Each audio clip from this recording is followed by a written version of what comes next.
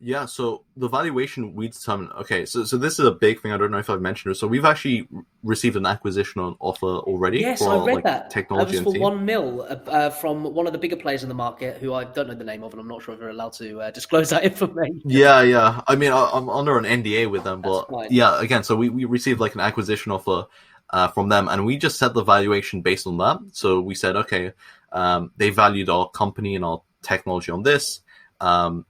We also see that our valuation based on the progress we've made so far is this. So currently our pre-money valuation is 2 million, and with Techstars and some of the other like the angels who will come on board, they've like once they actually once we actually take the money from them, like once it's cash in the bank, since we've already signed everything, that's when the actual official valuation of each share is going to be at that price point. Um, but yeah, I mean, again, it's valuation is very hard early on because it's very easy to overvalue and then undervalue. Like, I mean, anyone would right now say, "Oh, I've got like $1 billion business to start off with, right? Like, I've got $1 billion idea." But essentially, when you're doing a company valuation, you kind of need to like figure out, okay, what assets do I have? Is it if it's code, if it's technology, it's very it's like untangible, so it's hard to assess the value of that.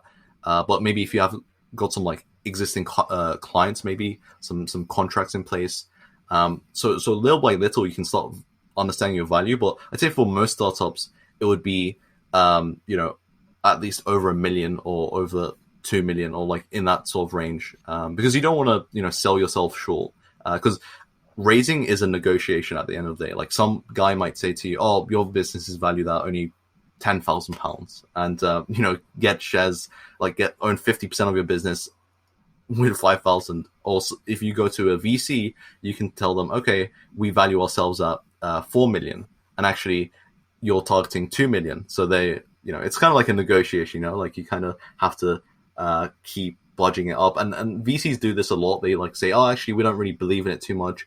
We'll give you 100K at a million valuation or something."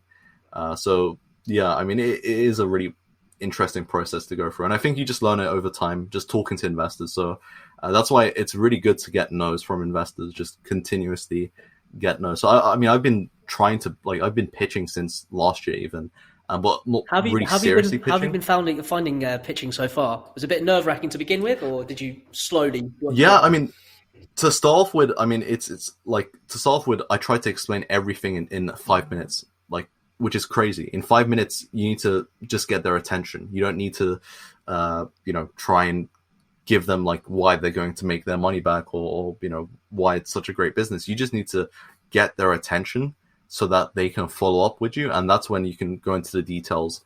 So yeah, it's kind of like I guess pitching is kind of like trying to find a talk to girls, for example. Like you kind of like need to keep it low key, mysterious, get their attention, and then start like developing out the whole relationship, and go for those like 30-minute talks and everything.